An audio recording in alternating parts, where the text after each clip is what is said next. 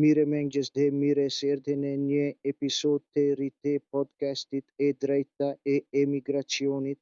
Sot trashtojmë një çështje shumë të zakonshme dhe shpesh vendimtare, konvertimin e lejes së qëndrimit për punë sezonale në leje qëndrimi për punë të varur.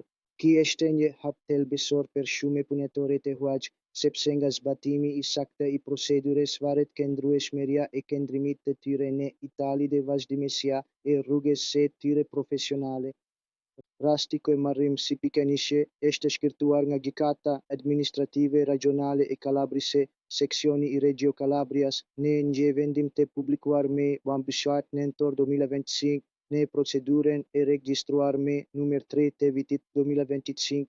Gjykata e anulloi refuzimin e konvertimit sepse prefektura kishte shpërfillur vërejtjet e paraqitura nga punëtorinë për çikjetën e njoftimit prapak të refuzimit, edhe pse ato vërejtje ishin dorëzuar në mënyrë të rregullt dhe ishin bashkangjitur në dosjen administrative. Faktet janë të thjeshta. Punëtori kishte hyrë në Itali për sezonin bashkësor, kishte marrë lejen sezonale dhe paraskadimit të saj kishte paraqitur kërkesën për konvertim. Prefektura kishte lëshuar një njoftim parapraku për mendesin pa rregullsi të supozuara të punëdhënësit. Punëtori ishte përgjigjur plotësisht, duke paraqitur skarime dhe dokumente. Megjithatë, prefektura e përfundoi procedurën duke deklaruar se nuk ishte paraqitur asnjë vërejtje. Ky është gabimi që çoi në anullimin e vendimit. Në një procedurë konvertimi, e drejta për pjesëmarrje nuk është formalitet, ajo është një garanci ligjore.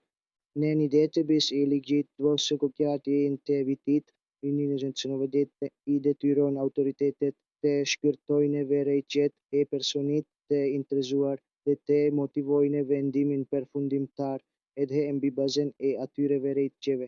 Kur zira mohon ekzistencën e dokumenteve që në fakt janë paraqitur në mënyrë të rregullt, motivimi bazohet mbi një premisë të rrëme dhe vendimi I tyre bëhet I paligjshëm. Gjykata administrative e ka theksuar qartë që shpërfillja e vërejtjeve të punëtorit përbën një shkelje procedurale aq serioze sa çon në pavlefshmërinë e refuzimit. Ky vendim nënvizon një pikë thelbësore. Korrektësia procedurale ndikon drejt për drejt në jetën e të ardhmen e punëtorit të huaj.